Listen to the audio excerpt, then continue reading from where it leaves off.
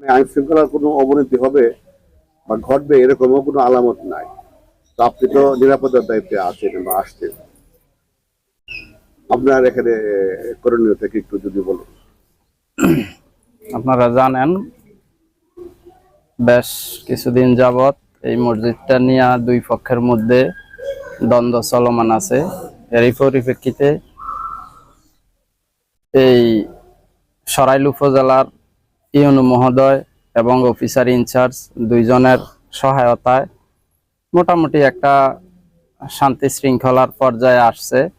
যে ইউনু মহোদয়ের নেতৃত্বে একটা কমিটি গঠন করে আপনার মুফতি মুফতি হুজুরদের উপস্থিতিতে একটা পরীক্ষা হয়েছে। পরীক্ষার মাধ্যমে চূড়ান্তভাবে আজকে এই একজন মুয়াজ্জিন এবং একজন মসজিদের ইমাম নিয়োগ করছে।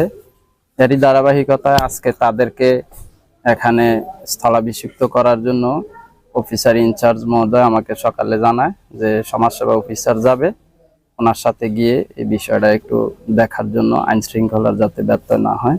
তার ধারাবাহিকতায় আমি এবং আমার সাথে দুইজন কনস্টেবল নিয়ে আমরা এখানে আসছি। আইন শৃঙ্খলার কোনো ব্যত্যয় ঘটার কোনো সুযোগ নাই এবং সম্ভাবনাও নাই, পরিস্থিতি স্বাভাবিক আছে।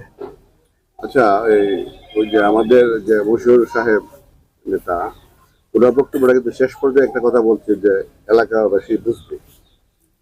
এখন ধরেন আপনারা নিয়োগ সম্পন্ন করলেন বা ওনারা করলো, কিন্তু নিয়োগের পরবর্তী দেখা গেল বর্তমান যে ইমাম আছে উনি চলে যেতে হবে এখান থেকে।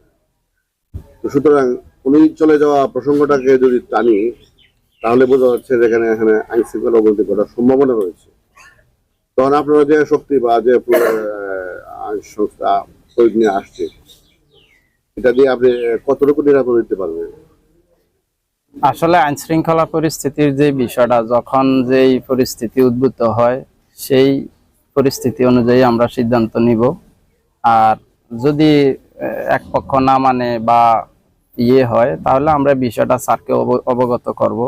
স্যার যে সিদ্ধান্ত নেয় আমরা ওই অনুযায়ী কাজ করব। এখানে এরা যদি ব্যক্তিগতভাবে যদি কোনো দ্বন্দ্বে লিপ্ত হয়, তাহলে আমরা আইন শৃঙ্খলা বাহিনীর সদস্য হিসাবে আমাদের করণীয় তাদেরকে বোঝানো। যদি না মানে তাইলে আমরা স্যারের পরামর্শ অনুযায়ী সামনের দিকে স্টেপ নিব।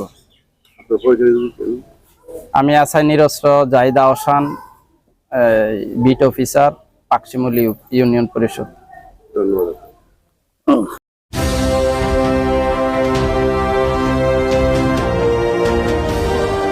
আপনারা দেখছেন SN TV।